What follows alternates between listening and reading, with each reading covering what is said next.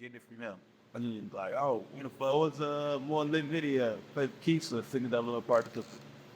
See, when I just said that some videos you had to be there for, I was actually referring to part 1, Play for Keeps, but 6double00 part 2, bro, was like, I might be biased because I'm actually on that song. So maybe you should add somebody that who was just a bystander like I was for part 1. But just to answer your question, bro, I ain't gonna lie, like 6double00 part 2 was, I would put Play for Keeps part 1 and part 2 as part of the vibe. I would put them all on the same top tier. Like, you just had to be there for all 3 of those videos. But since I'm speaking on 6double00 part 2, I think that was the best one. I ain't gonna lie, because I was jumping in that. I honestly just feel like 6double00 part 2, bro, was like, E-Day went so crazy on that hook. I think that's the best song he ever made. And that's no shade, no nothing, bro. He got real hits, like a big catalog, bro.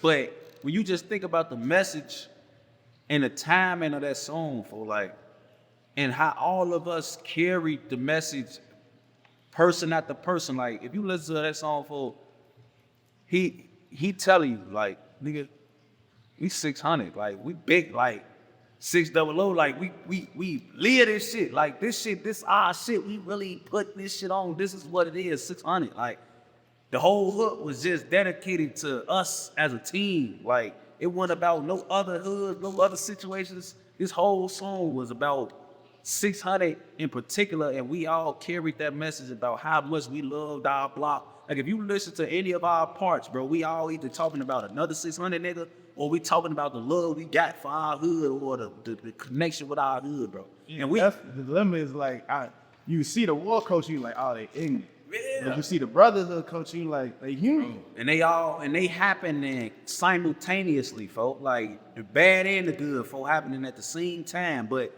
on that song, folk, the message and the way we was all able to carry it, folk, and then the role that I played, because at this point, LA was dead.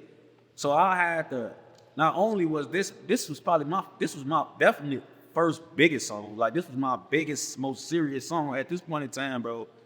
I wasn't even really an established rapper. Yeah, I was meaning to ask that. Yeah, you like what good melodies? You got LA storytelling, you got 9 Yelling. Yeah, me threatening people. Yeah. How hard was it for you to come up with your own stuff?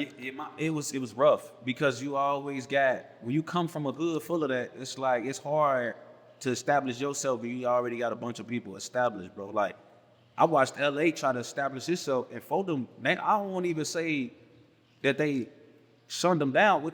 And honestly, now I'm telling you this probably one of the reasons that he used to work a lot reason, because he used to been trying to get in. He'll see certain rappers from the hood like Manny, Booker, like Hoodo, some before them that was already rapping when we first started trying to pick this shit up. Now was the only nigga who really like put him in the studio multiple times after he realized like what LA was trying to do. Like, for them used to be like, basically we already had the niggas who was labeled as rappers. So they rapped with each other. They wasn't really trying to hear, oh yeah, fool, I'm trying to get in the studio. LA had to force himself in the studio and force them to take him serious. Then he was able to become who he was, because Foden had to take him serious. Foden had to know he could stand on his own. Foden had to know his shit was really hard, and you ain't just a nigga trying to rap because you see Sosa and you see what it's doing for him. So a lot of shit, Foden ain't even take him serious. And it was the same way with me, because you got niggas who feel like they already established, it's already 7 rappers, it's Breezy rapping, it's E-Day rapping, it's 9 rapping, it's 4 of them from the Bezel Boys, my hood, F, Rio, and Hoodo. They was already a group to their own. They already had their own group, the Bezel Boys. They already had it. So, you know, when you got 8 to 10 established rappers, bro, it's hard. You know what I'm saying? Because you don't want to look at no just rapping ass block. We still got business to stand on and people to scare and make sure they know we put belt on shit. Yeah. You can't have everybody rapping if I think we just a clique of rappers. So, you know, that was the transition, like getting folk them to take me serious. You know what I'm saying? And then I felt like 6double02 was like a confirmation, like, okay, I get it. Okay, you ready to step up to the plate. This is your graduating point. Like, this was me. 6double00 part 2, I graduated. Like, that's when everybody that heard that song left that song asking what I was coming out with next. You know what I'm saying? And I took that serious, bro. I remember the day I got Like when E-Day first made the song, of course everybody that was on one was gonna be on two. So it was never a point about, oh, is S.dot gonna be on this? Is Rondo gonna be on this? Like, they was already on. The only reason there was a spot even left in the air was because of LA was dead, bro. So when it's so many niggas rapping, bro, literally E-Day didn't give me, I swear to God, I think this was Christmas Day. Or it was Christmas time. I was sitting at LA crib, bro. I swear to God, I could drop dead right now. I was at LA house the day folks texted me and said, get your verse together for this song. You feel it? Because we already knew he had already sent me the song, because we the guys. So I got the song. I know somebody verse not on here, which is LA's, and he letting us know, like, he the sole proprietor of who get on this song. Like, and I'm thinking at the time, I'm like, all right, okay. I'm the new rapper from the block. I don't have that much of a catalog yet. And he gonna do some favoritism shit. He gonna give it to one of the rappers that's his age. Like, I'm thinking he gonna give it to F or Breezy, Hudo, Rio, one of the guys that was like old at his age, or like one of the guys who was already established as a rapper. Or C-Day. I'm like, oh, he can give it to C-Day. Yeah. I'm like, he gonna give it to his little brother. I'm like, if he come on some young shit like us, he gonna give it to C-Day. But I always knew, like, mine's made sense too, because LA was my right hand. So like, this is my right hand man. When people think about LA, they think about me. This is why I always get asked, and still to this day, I gotta talk about folks, because they know I was right there with them. Right there. Like, they know that. Like, they know anything he could speak on, I was probably a witness for. Like, they know I could carry his vibe because I know him better than everybody, folks. So I knew that it was a chance that I could end up doing this, because my role and what I stood for made sense. But I didn't know it was gonna be like, I didn't know he was gonna give it to me. I ain't gonna lie. So when I went there, I was at LA crib, because when LA died, even when I was a shorty, like, I told his mama the day I got killed, like, I was gonna be there for her, like, and I was there for that. He was the only boy, like I was the only boy. So I knew that boy, how that was gonna feel, bro. So, like, when LA died, bro, I was at his crib multiple times a week. He had like a 6-month-old sister. I was there, bro. Like, I knew I couldn't replace him, but I told his mama, like, bro, like, you could count on me, like, as a shorty. So I'm at folks' crib. It's around Christmas time. I'm sitting on this couch. They got the tree up and everything. I get a text from E-Day. He like, look, man, he giving me a whole rundown and said, he like, I'm finna sing you this song. Write this song. I'm gonna come grab you. We gonna go to the studio. So I remember, like, I ain't holding your hand. He like, yeah, I ain't holding your hand, man. Get your shit together. Company, this your big break. Like, he letting me know, like, you have to do what you need to do on here, bro. Cause don't make me regret putting you on this shit.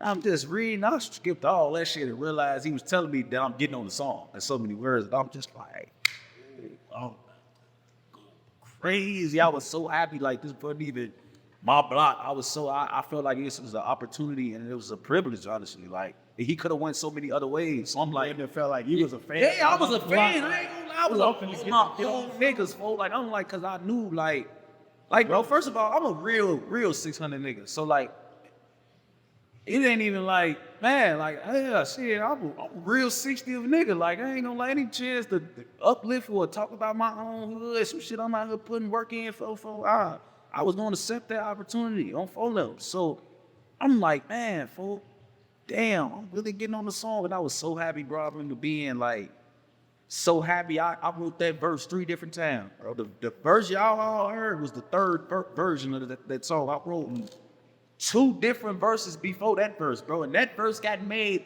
almost entirely in the studio. The day he finally came and got me, I was changing my whole verse.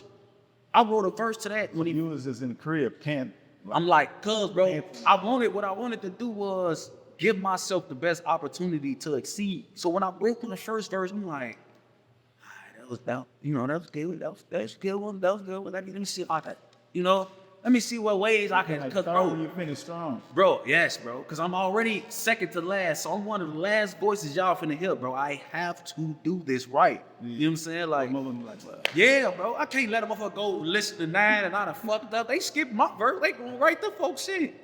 You know you would get skipped. What was the shooting when it was time to spit them verses? It was crazy, bro. But I feel like my hood, they did a good job making sure that I felt like I was ready that day. You know what I'm saying? Because they was piping me up. I ain't gonna lie. When E got the song back, I wasn't with him. All 40 was together. I hadn't pulled up to the shoot yet. This is my first time about to hear the song. And when I got there, all of the guys was there and they was just all talking.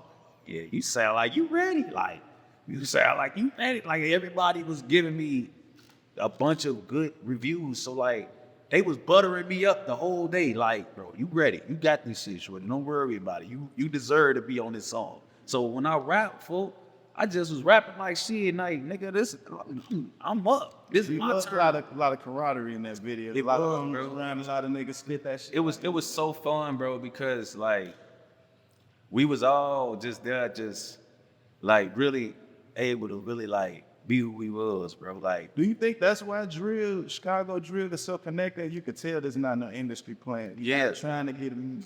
yeah, I tell people all the time, bro. Try to be more famous. We just telling our story, and this is what what our story is creating for us, bro. Like, that's why I say it's kind of the beauty of being a drill rapper, because you talk about all the bullshit you went through your whole life, and that bullshit puts you in a better position, bro. So have you ever walked around like I walked around like I'm like, don't fuck about us? Yeah, you like they cat? Bro, look, when I first started, How we been to though? we good? Yeah. Y'all see my mic? Oh, dude, I'm tweaking. Look, when we first started, wait, say the question again, bro. I said, you ever walked around?